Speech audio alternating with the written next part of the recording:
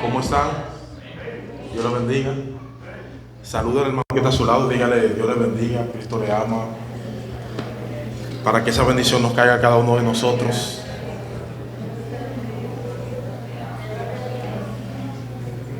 Incline por favor su cabeza ahí mismo y vamos a pedir la dirección de Dios. Vamos a orar. Querido Padre que mora en las alturas de los cielos, te damos gracias por un día más de vida. Bendice esta linda iglesia, bendice a los que no pudieron venir, y que la palabra de Dios, oh Dios, en este día pueda hacer un trabajo de transformación en cada uno de nosotros. Te rogamos y te suplicamos todos estos favores en el nombre del Padre, del Hijo y del Espíritu Santo. Amén. Sí, yo creo que se preparen mentalmente para que el Espíritu Santo dirija esta predicación y todos salgamos transformados, principalmente yo. Amén. Casi vamos a concentrarnos, vamos a abrir la Biblia en lo que fue nuestra lectura bíblica. Como consecuencia de la creciente tendencia de permitir que el mundo afecte a la iglesia en su forma de pensar, la iglesia está casi perdiendo la esencia de lealtad de servicio al Señor. Cuanto más nos acercamos al final de los tiempos, más el enemigo de Dios redobla sus esfuerzos para afectar a cada uno de sus hijos. Estoy preocupado por las olas de mundanalidad que se está introduciendo dentro de las iglesias. Normas que una vez fueron valoradas, los adventistas del séptimo día y el creyente de manera general, en las áreas de la alimentación, del vestido, de la recreación, de la diversión, así como en la observancia del sábado, se están haciendo cosas del pasado. Cuando los miembros de la iglesia usan joyas como el mundo, visten como el mundo y introducen la forma de el mundo entretenerse entre nosotros y disfrutan de muchas cosas del mundo, la auténtica espiritualidad se va perdiendo y el enemigo de Jesús y tuyo se va aprovechando de la situación. Cuando el mensaje de la iglesia adventista de salud, el cual está adoptado por muchas personas sinceras, se ha dejado de lado y se ha considerado como puro legalismo o fanatismo. En esta mañana nosotros vamos a tener un tema titulado La santidad versus el liberalismo. La santidad versus el liberalismo.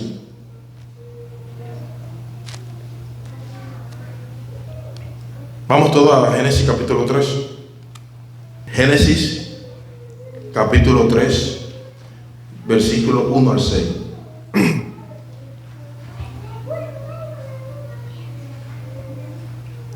Pero la serpiente era astuta más que todos los animales del campo que Jehová Dios había hecho, la cual dijo a la mujer: ¿con que Dios os ha dicho, no comáis de todo árbol del huerto?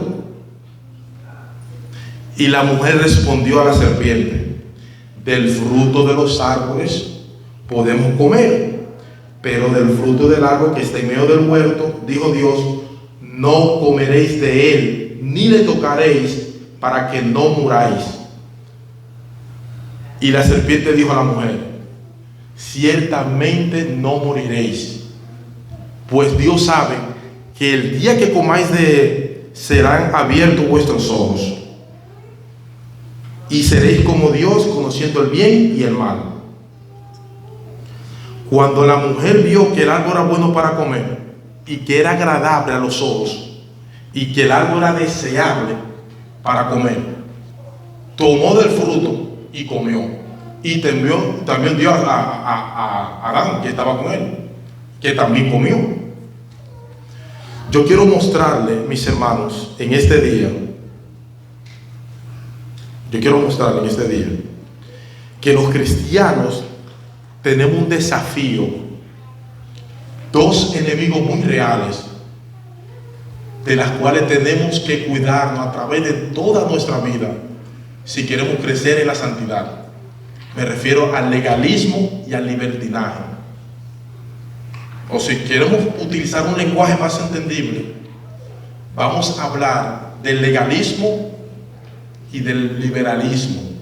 Y voy a explicar en este momento este término, mis hermanos. Mis hermanos, si nos descuidamos a través del estrecho canal de la vida cristiana, fácilmente podemos caer en las garras del uno o en las garras del otro. Y el resultado será desastroso. Y aunque a primera vista estos dos monstruos, el legalismo y el libertinaje, parecen muy diferentes entre sí, yo les voy a demostrar en este día que son mellizos nacidos del mismo vientre. Mis hermanos, ¿a qué nos referimos cuando hablamos del legalismo y el libertinaje? ¿Cuál es la naturaleza de estos dos peligros que amenazan la verdadera salud espiritual de cada uno de nosotros? Las razones que vamos a ver en un momento. El legalismo, para que usted vea cómo produce el corazón legalista el legalismo. ¿Qué no es el legalismo? ¿Qué no es el legalismo? En primer lugar, preocuparnos por nuestra santidad personal no es legalismo. Y por eso estamos aquí en esta mañana, temprano, en un culto. Preocuparnos por nuestra santidad personal no es legalismo. La Biblia enseña claramente que Dios a todos justifica y que también nos santifica. Y también nos enseña la Biblia que nosotros tenemos una responsabilidad personal en el proceso de santificación, que comienza en el momento que usted se convierte. Dice Pablo en 2 Corintios capítulo 7 versículo 1: así que, amados, ya que tenemos tales promesas, limpiémonos de contaminación de carne y de espíritu, perfeccionando la santidad en el temor de Dios. ¿Cuántos dicen amén? ¿Quién es el que tiene que limpiarse de toda contaminación? Hermano, ¿quién es el que debe perfeccionar la santidad en el temor de Dios? Somos tú y yo. Y Pablo dice en Romanos 7 que si vivís conforme a la carne, moriréis. Mas si vivís por el Espíritu, hacer morir las obras de la carne, viviréis. Oigan, tú y yo, que por el Espíritu, en dependencia del Espíritu, podemos morir a las obras de la carne, tenemos que depender totalmente de Dios. Tomar en serio la ley moral de Dios para la vida del cristiano es en sí, hermanos, tomar en serio la ley de Dios, moral de Dios en sí mismo. Eso no es legalismo. La ley moral ya no nos condena porque Cristo ya pagó por nuestros pecados. Esa ley sigue siendo la norma moral por la cual nosotros tenemos que guiarnos, por medio de la cual distinguimos el bien y el mal, es por medio de los 10 mandamientos. A la verdad, la ley es santa y el mandamiento es santo, justo y bueno. ¿Cuántos dicen amén? Amén. Y más adelante en el versículo 22 de Romanos 7, yo en el hombre interior me deleito en la ley de Dios. Y Romanos 13:8 dice que el que ama al prójimo ha cumplido la ley. Y luego el versículo 10 de Romanos 7 dice que el cumplimiento de la ley es que es el amor. La ley son los ojos del amor. En tercer lugar, restringir mi propia libertad por amor a Dios, por el cuidado de mi alma o por el amor a mis hermanos, para no serle de tropiezo a nadie, tampoco eso no es legalismo. Hay ciertas cosas que pueden ser legítimas para cualquiera, pero no lo son para ninguno. Pablo dice: todo me es lícito, pero no todo me conviene. Todo me es lícito, pero no todo edifica. De manera que hay cristianos que por amor a su alma, por el compromiso que tiene con su propia santidad, van a tener que restringirse de ciertas cosas que son perfectamente legítimas para otros. Y mis hermanos, eso no es legalismo. Entonces, ¿qué es legalismo, mis hermanos? La definición más común consiste en que el legalismo es tratar de ganarse la salvación haciendo esfuerzo propio. Es la forma más sencilla de definir el legalismo. El legalismo es un enemigo sutil. Todo aquel que trata de ganarse la salvación por sus propias obras es un legalista. Pero el legalismo es un problema más sutil que eso.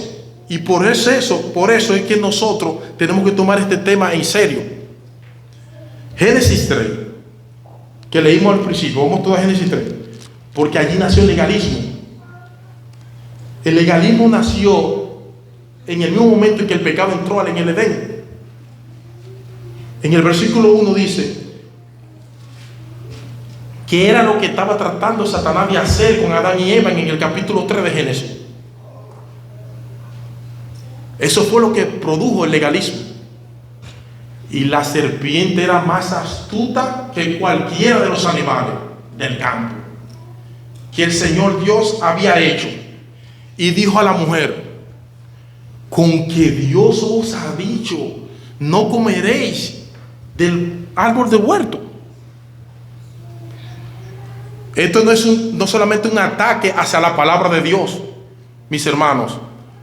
Primordialmente, eso fue un ataque al carácter moral de Dios. Dios lo ha colocado a Adán y Eva en el paraíso, lleno de muchos árboles codiciables, y ha colocado un símbolo, un árbol, para que Adán y Eva no tocasen. Eso no es solo absurdo. Satanás está presentando a Dios como un mezquino. Y por supuesto, esta era una mentira. Mentira por donde quiera que usted lo ve. Porque el pacto original que Dios le había dado a Adán antes de crear a Eva era extravagadamente abundante. Génesis 2. Vamos a Génesis 2. Dios ordenó al hombre: de todo árbol del huerto podrás comer, pero del árbol del conocimiento del bien y del mal no comerás, porque el día que de él comiese, ciertamente morirá. Oigan, ¿notaron eso? Dios le ordenó a Adán. Dios dio un mandato a Adán y Eva que comiesen de todos los árboles que estaban en el huerto, excepto de uno, el árbol de la ciencia del conocimiento del bien y del mal. Pero Satanás quería presentar su atención en ese único árbol prohibido, de tal manera que en todos los demás desaparecieran del huerto. Adán y Eva no vieron los demás árboles que estaban, solamente vieron ese prohibido. La intención que Satanás tenía era borrar el carácter de Dios. Es interesante saber que Dios le dio la indicación correcta a Adán y Eva. Dios habla. Dios nos habla hoy en día. O sea, Dios le dice a Adán y Eva por qué no podían comer de ese árbol. No porque su fruto era venenoso. No era porque el árbol era feo. Ellos no sabían qué mal podían haber en comer en ese fruto prohibido. Que este mandamiento que Dios le dio a Adán y Eva en ese momento, como un acto de amor, ellos debían confiar en Dios y en su palabra. Si Adán y Eva hubiesen obedecido a Dios, ellos hubieran fortalecido su fe más en Dios y iban a acrecentar más esa relación de amor entre Dios y Adán y Eva. Pero Satanás logró desconectar el mandamiento que Dios dio en ese entonces. Damas y caballeros, si en este día usted va a olvidar algo que yo vaya a predicar, no olvide. Lo que Satanás estaba tratando de hacer era hacer una desconexión de la mente, de la psique de Eva, del carácter bondadoso de Dios, y el mandamiento de Dios. Y fue esa idea distorsionada de la bondad de Dios y de la ley de Dios que produjo el legalismo. Si Dios es un ser tan restrictivo, y si Él no es tan abundante en su bendición, entonces, consecuentemente, mis hermanos, nosotros tenemos que ganar el favor de Dios. Vamos a tener que ganar el favor de Dios. Fue lo que Satanás trató de meter en la mente de Eva y Adán. Vamos a tener que ganar el favor de Dios ahora. No, una manera de obtener el favor de Dios es haciendo nuestros propios esfuerzos. Esa es la esencia del legalismo. Y déjame decirte algo bien serio. Si tú quieres ver a un legalista, mirémonos al espejo. Porque el legalismo está desde el huerto del Edén hasta el día de hoy. Es algo que está impregnado en nuestro ADN espiritual. Está en tu torrente sanguíneo. Nosotros todos somos legalistas. Llevamos dentro un católico romano. Todos nosotros tenemos que pelear a diario con eso todos los días. Tengo que leer la Biblia, tengo que orar, tengo que venir a la iglesia, tengo que ofrendar, tengo que diezmar, para que entonces Dios me acepte y me bendiga. Eso es legalismo, hermano. ¿Alguna vez te has levantado por la mañana a las 5 de la mañana? ¿Tuviste tu lectura de la Biblia? ¿Una hora leyendo? ¿Una hora orando? ¿Alguna vez has pensado, hoy Dios tiene que bendecirme porque oré y leí la Biblia? Eso es el legalista que está en mí y en ti. Esa es la esencia del legalismo, mis hermanos. El Evangelio nos mueve a obedecer a Dios por el hecho de haber sido aceptado en Cristo. ¿Cuántos dicen amén? Por gracia, por medio de la fe. Eso es lo que me dice el Evangelio. Pero el legalismo me lleva a querer obedecer para ser aceptado. El legalista pone el caballo detrás de la carreta. Esa misma visión distorsionada de Dios y de los mandamientos es que produce el legalismo. Lo mismo que produce el liberalismo, que es el monstruo que está del otro lado del canal. La palabra libertinaje está en contra de la ley de Dios. Básicamente, el libertinaje asume que nosotros podemos aceptar a Dios sin tener que obedecer su palabra y despreciando su ley moral.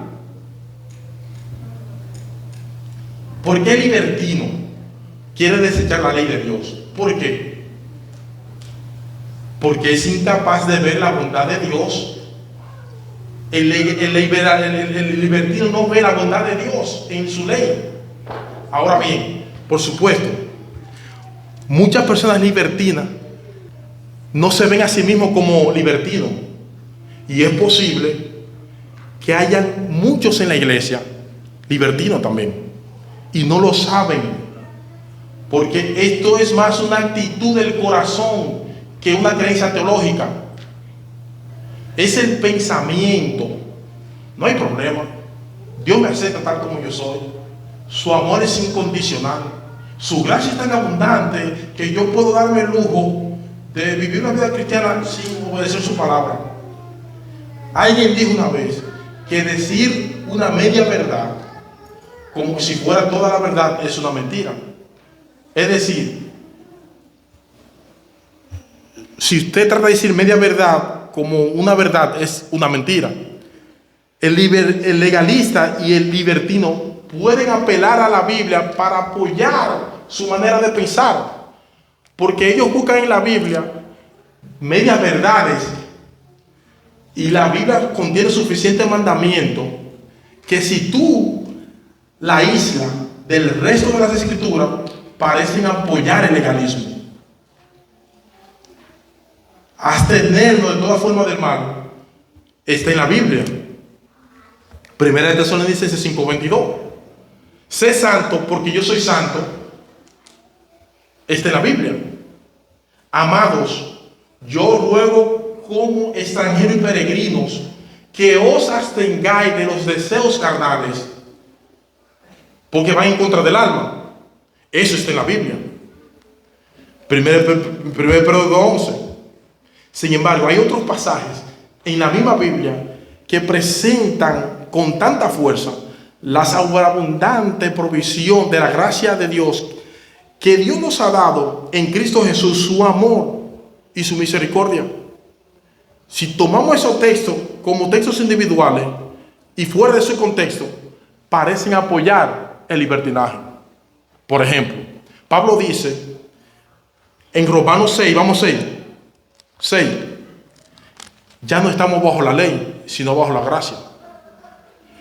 Yo creo que si nosotros hacemos un top 10 del 1 al 10 de los versículos más mal citados, ese es el número 1. Dos creyentes van transitando en un carro. El creyente que va en el lado del pasajero le dice al otro creyente que va manejando: mira, tú vas sobre la velocidad, ten cuidado, tú vas muy alta velocidad, esta carretera no dice que son 80, esto dice que son 60. Tú estás violando la ley, le dice. Pero el chofer le dice que es libertino. Eso no importa. Yo estoy bajo la gracia. Dios me protege. No estoy bajo la ley. Yo estoy bajo la gracia. Si tú eres de los que piensan, tal como estos dos hermanos, tengo dos cosas para decirte. La primera es que, aunque estamos bajo la gracia, estamos bajo la ley de tránsito de los Estados Unidos. Y si tú vas muy veloz, el policía te puede parar y darte una multa. Pero lo segundo que te quiero decir es que está mal interpretando el texto. Y eso es lo más peligroso.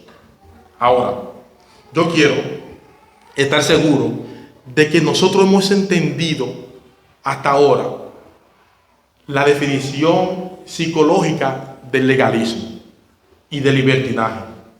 Así que permítanme de volver a repetir lo que he dicho hasta ahora. Nosotros hemos dicho que el legalismo es una imagen distorsionada de Dios que lleva al legalista a tratar de ganar el favor de Dios a través de su obediencia. El legalista desconecta la ley de Dios del carácter de Dios y por lo tanto comienza a ver a Dios como una especie de policía magnificado, como un matagozo cósmico, que está vigilando desde el cielo a ver si te está divirtiendo de más para prohibirte. El legalismo religioso es la actitud que pone énfasis en reglas y rituales y normas que no nos llevan a Dios. Oigan, mis hermanos, tenemos que tener bien cuidado con esto.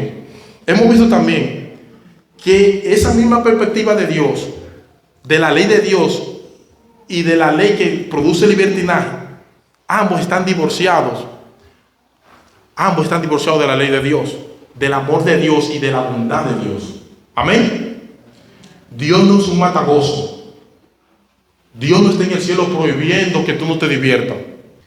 Dios es un Dios como el padre que llega a la cocina, que ve a su niño de 4 años con un cuchillo jugando y llega rápidamente y le quita: mi hijo, no toma el cuchillo que te puede cortar y te puede herir. Ese es Dios. Porque Dios lo ama. La ley de Dios es una expresión de la bondad y el amor de Dios. La única diferencia entre el legalista y el libertino es que el legalista decide asumir la carga con pesadez. Bueno, hay que obedecer. Alguien decía que nunca ha conocido un legalista feliz. No se puede. El legalista desea asumir la carga con pesadez. El libertino rehúsa de llevar la carga y se la quita de encima. Pero ambos ven a Dios bajo la misma mirada. Ambos nacieron en el mismo vientre. Entonces, ¿cuál es el remedio para el libertinaje y también para el legalismo? mis hermanos. Ya vimos la naturaleza del legalismo y del libertinaje. Veamos ahora el remedio.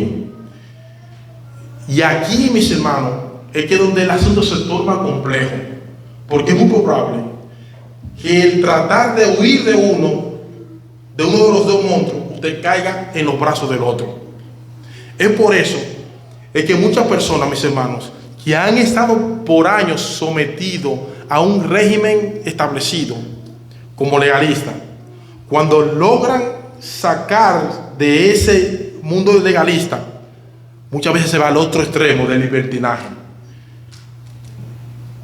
y comienza a ver con recelo cada predicación que se lleva a cabo aquí y referente a los mandamientos de Dios especialmente.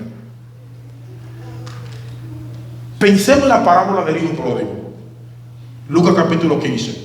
Ustedes recuerdan la historia, ¿verdad?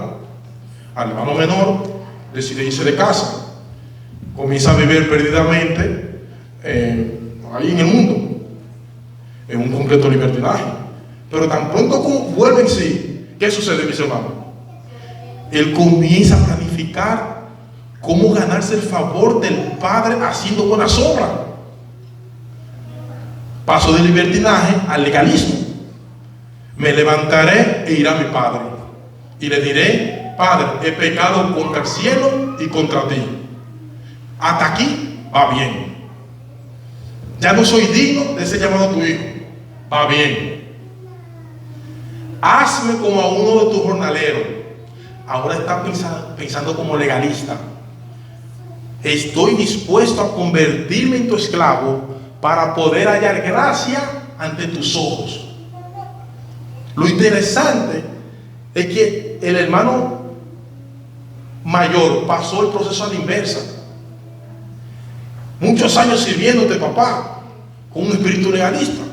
Entonces, cuando se dio cuenta que el asunto no funcionaba, se resintió con el padre. Se llenó de amargura el hijo mayor. Le faltó el respeto al padre. El padre le dijo a él: hijo, entra a la fiesta. Y él dijo: no voy a entrar. No entró. Pasó de legalista a libertino, porque son mellizos nacidos del mismo vientre. Así que, mis hermanos, ¿cuál es el remedio para curar estos dos males? Tenemos que entender que no podemos tratar de curar el legalismo con una dosis de libertinaje, ni tampoco podemos tratar de curar el libertinaje con una dosis de legalismo. El único remedio eficaz para atacar ambos males de una vez por todas es el Evangelio. ¿Cuántos dicen amén?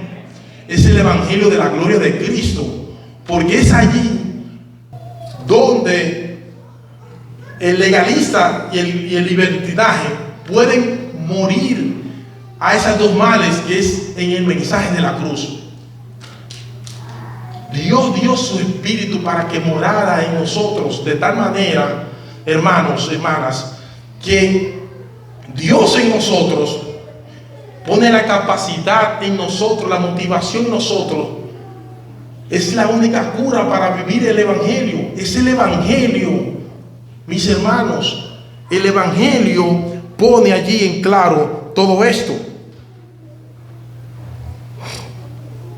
Mi hermano, hermana, si alguna vez tú has leído con gran atención, con mucha atención, mis hermanos,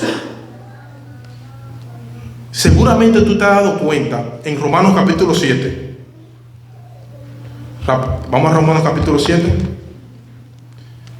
Lo que dice Pablo en el versículo 1. ¿Acaso ignoráis, hermanos, que la ley se enseñará del hombre entre tanto que éste vive?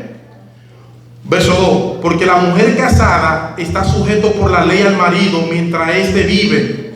Pero si el marido muere, ella queda libre de la ley del marido. Verso 3 de Romanos 7. Así que si en vida del marido se uniere a otro varón, será llamada adúltera. Pero si su marido muriere, es libre de esa ley, de tal manera que si se uniera a otro marido, no será adúltera. Verso 4. Así también en vosotros, hermanos míos, habéis muerto a la ley mediante el cuerpo de Cristo, para que seáis de otro, del que resucitó de los muertos, a fin de que llevemos fruto para Dios. Porque mientras estábamos en la carne, las pasiones pecaminosas que eran por la ley obraban en nosotros, en nuestros miembros, llevando frutos para muerte. Pero ahora estamos libres de la ley. ¿Cuánto dicen amén? Por haber muerto para aquella en que estamos sujetos. De modo que servimos bajo el régimen nuevo del Espíritu y no bajo el régimen viejo de la letra. ¿Qué pues diremos? ¿La ley es pecado? En ninguna manera. Porque yo no conocía el pecado si no fuera por la ley. Y tampoco conocía la codicia si la ley no dice no codiciarás. Mas el pecado por una ocasión,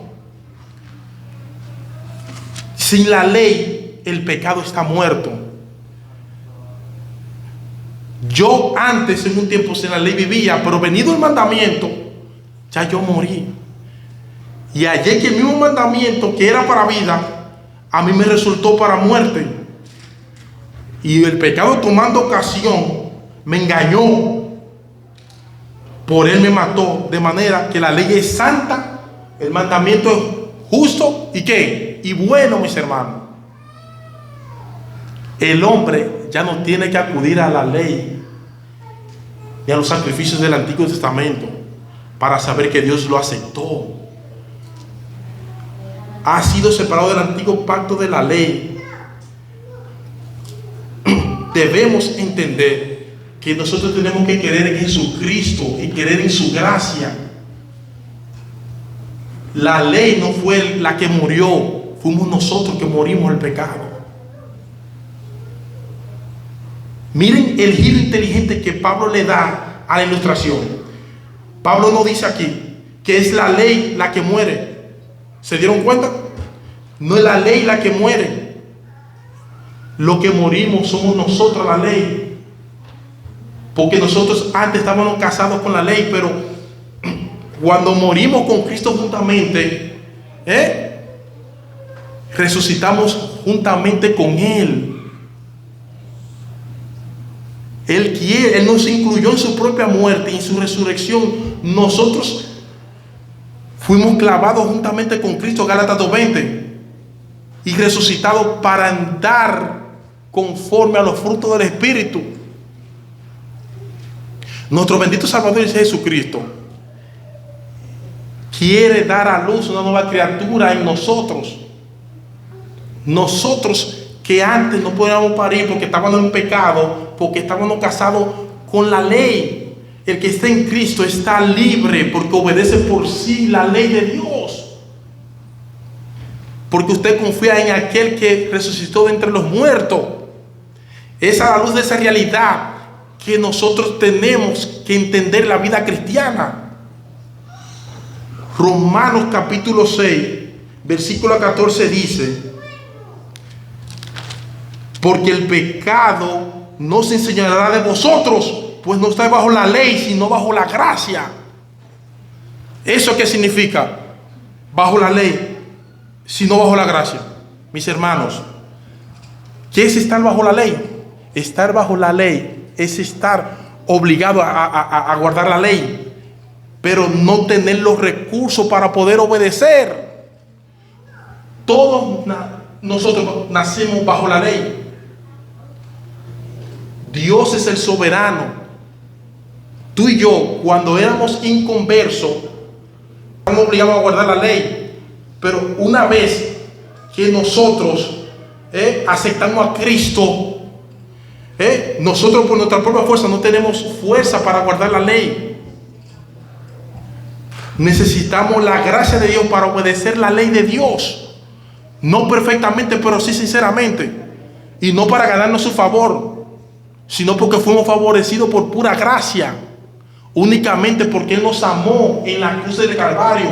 Nosotros no merecíamos muerte eterna, mas Él por su muerte en la cruz nos revivió para que seamos nueva criatura en Cristo Jesús. ¿Cuántos dicen amén? No es de todo correcto decir que Dios nos acepta tal como somos. Dios no acepta a un ladrón como ladrón. Hemos escuchado muchas veces: no te preocupes, Dios nos recibe tal como somos. Eso no es así. Es mucho más preciso decir que Dios nos acepta a pesar de cómo somos. Es diferente. Dios nos acepta a pesar de cómo somos. Él nos acepta únicamente por el hecho de estar en Cristo. Y es por eso es que Dios hace en nosotros, tiene la intención de transformarnos a la imagen de su Hijo. ¿Cuántos dicen amén? Ese es el plan. A los que aman a Dios, todas las cosas les ayudan a bien. Esto es algo que conforme a su propósito, su llamado. Henry, ¿cuál es el propósito? Que usted tenga buena casa, que tenga un buen carro, que tenga un buen sueldo, un buen esposo, una buena esposa. ¿Para qué es el propósito? Lo que antes conoció también lo predestinó ser igual a la imagen de su Hijo. El propósito de Dios en este día es que usted refleje su carácter, porque viene a buscarse a sí mismo. San Juan 14, 1 al 3. Mis hermanos, sin esa transformación que Dios da a cada ser humano, si Dios no lo transforma, vamos a ser encontrados faltos. Tenemos todo que recibir la transformación del Espíritu Santo. Ahora, permítame explicar lo último ya para concluir. El remedio para el legalismo y el libertinaje es que el Evangelio. ¿Cómo podemos aplicar esto en nuestras vidas? Quisiera dirigirme a 3 grupos diferentes que están en la iglesia. Permítame hablarle a los pastores, predicadores y laicos, que tienen la responsabilidad de enseñar la palabra de Dios. Mi amado hermano laico, predicador, siempre que predique y enseñe las escrituras, explica tu pasaje a la luz del Evangelio de la gloria de Cristo, porque Él es el fin de toda la Biblia. Mis amados predicadores laicos, los imperativos de Dios, los mandamientos de Dios, cuando usted lo predica desconectado de Cristo y del Evangelio, eso es legalismo. Es hacerle creer a nuestros oyentes que usted lo que necesita es esforzarse, pero eso no es verdad. La ley de por sí misma no produce santidad. Ese fue el error que Pablo tuvo que corregir a los hermanos de Gálatas. Gálatas capítulo 3, mis hermanos. Gálatas capítulo 3,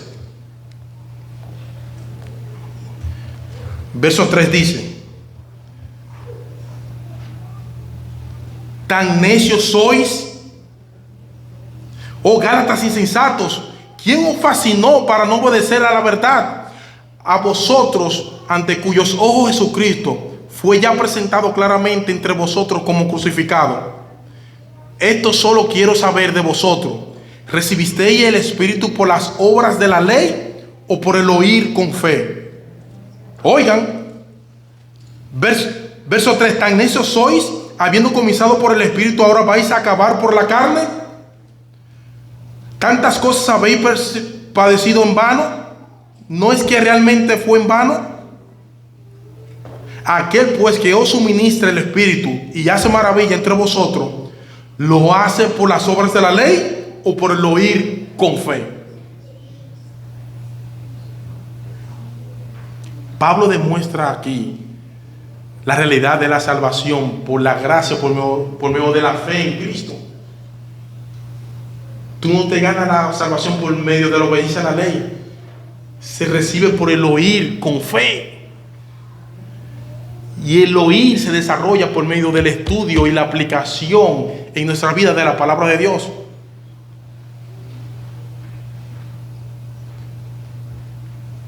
La ley sola así no santifica. Usted tiene que, mis hermanos, que por la gracia de Dios obedecer la ley de Dios como lo dice su palabra, pero no por su propio esfuerzo. Si todos tenéis el Espíritu de Dios, nuestros hermanos necesitan tener un mejor entendimiento del Evangelio. Los creyentes necesitamos tener un mejor entendimiento del Evangelio y ampararse con fe en las promesas del Evangelio. tenemos que ser motivados en el camino a la obediencia por el oír con fe. No le tenga temor a exaltar la gracia de Dios en Cristo. Exaltar la gracia, mis hermanos, es un placer para cada creyente. El texto, cuando se explica en su contexto, y van a haber imperativos, estudio de la palabra de Dios, en que tenemos que concentrarnos en lo que el texto dice, en su contexto, y a la luz de lo que dice Jesucristo en el texto bíblico, tenemos que vivir, y ayudará a los oyentes a ver el poder de Dios, tanto en la ley de Dios, en el Evangelio, como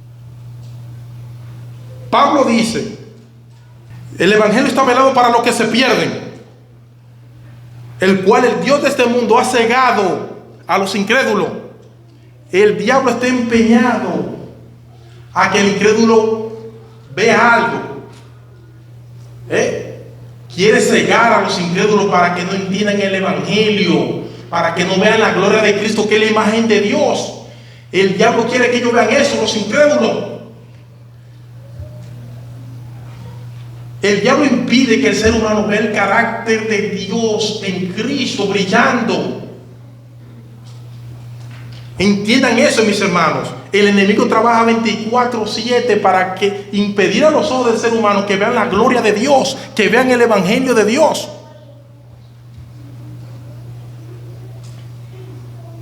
Amados hermanos, predica el Evangelio, predica a Jesucristo.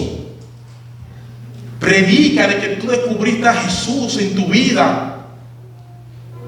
Podamos que el Señor nos dé la fuerza de contemplar la gloria de Dios por medio del Evangelio, por medio de la palabra de Dios. Oremos cada día más para que nuestra vida sea transformada igual a la de Jesús. Por nuestro propio esfuerzo no podemos. Tenemos que contemplar como un espejo la gloria del Señor. Y en la gloria del Señor estamos siendo transformados de gloria en gloria. ¿Cómo ocurre eso? Contemplando la gloria de Dios por medio del Evangelio. ¿Tú quieres transformación en tus creyentes, en tus ovejas? Muéstrale a Jesús como está en la Biblia. Muéstrale la gloria de Dios como está en las Sagradas Escrituras. Muestra el Evangelio de Dios magnificado en la cruz, en la muerte, en la resurrección y en la ascensión de Cristo y en su segunda venida. Tenemos que vivir una vida cristiana como que si Cristo venga hoy o venga mañana. ¿Cuántos dicen amén? Nuestra predicación tiene que estar rodeada del Evangelio de Jesucristo únicamente. Nuestra predicación tiene que mostrar la gloria de Cristo, su hermosura. Predicar que Cristo está a la diestra de Dios, interviniendo en el lugar santísimo por su pueblo. Esa es tu labor, mi hermano, mi hermana, jóvenes, niños, adultos, ancianos, pastores, cada uno de nosotros, como a los que estamos aquí hoy en día, a todo aquel que ha venido en arrepentimiento, en fe a Jesucristo. En este día, yo quiero que tú experimentes el gozo y la alegría de la obediencia. El obedecer a Dios trae gozo y alegría. Me fascina el Salmo 119 que dice: cuánto amo yo tu ley, todo el día en ella mi meditación. Cuánto amo yo tu ley. Tú amas la ley de Dios como la amó David. Tú amas esa ley porque es ley de Dios. Los 10 mandamientos que están en su mente. Nada que venga de Dios es malo. Todo lo que viene de Dios es bueno. Joven, tú guardar los mandamientos de Dios te hace alegre y feliz. Lo dice el Salmo 119. Métete eso en tu mente, en tu psique aquí. Que los 10 mandamientos hacen felices al ser humano. ¿Cuántos dicen amén? Porque la ley es en realidad una expresión del amor de Dios, del carácter de Dios, de la bondad de Dios. Dios desea en esta mañana que usted ponga en práctica su santa ley, no por tu esfuerzo humano para ganarte la salvación, sino porque ya fuiste salvo. ¿Cuántos dicen amén? Salvo únicamente por gracia, por fe, y la fe es la certeza de lo que se espera y la convicción de lo que no se ve. Hebreos 11:1. Yo amo tu ley. Oigan, tú puedes decir eso de la ley de Dios, que tú amas la ley de Dios más que cualquier otra cosa terrenal. ¿Puedes tú gozártela guardando la ley de Dios, mis hermanos? Meditemos en la palabra de Dios. Oremos, mis hermanos, para que el Señor nos transforme. En diferentes lugares tú puedes decir: amo yo la ley de Dios, me regocijo en la ley de Dios. ¿Puedes tú decirlo, mis hermanos, con sinceridad? Los mandamientos de Dios son rectos, que alegran el corazón. Oigan, que el mandamiento de Dios alegra en el corazón, dice la Biblia. Ah, no, que eso está en el Antiguo Testamento. Pero Jesús dice: el que me ama guardará mi mandamiento. En San Juan, ¿cuánto dicen amén? Y hará morada con él. Si van al Apocalipsis, toda la invocación y adoración celestial que hacen los ángeles, cantaban a gran voz diciendo: santo, santo, santo. El amor de Dios se mide por el grado de amor que tú amas y guardas su palabra. Si guardaréis mi mandamiento, permaneceréis en mi amor, así como yo he guardado los mandamientos de mi Padre y permanezco en su amor. San Juan 15. Esta cosa os he dicho para que vuestro gozo sea cumplido. Cuando el Padre Celestial vive en nosotros y ya no vivimos nosotros, para nosotros será un deleite y un gozo guardar la ley de Dios, mis hermanos. Dios es un Padre de generosidad que aprecia a sus criaturas y a sus creyentes aquí en la tierra. Dios quiere bendecirte con toda bendición espiritual, como Dios ha bendecido a su pueblo durante toda la historia. Que tenemos que matar el legalismo que hay en nosotros y el liberalismo por igual. Tenemos que darle a nuestras almas las verdades irrefutables que están en la palabra de Dios, por medio de la fe y independencia del Espíritu Santo. Hoy mismo, amados hermanos, tenemos que salir transformados en este día bajo las alas protectoras de Dios. Tenemos que morir al pecado y vivir para el Espíritu. ¿Cuántos dicen amén? Que Dios les bendiga y que Dios les guarde.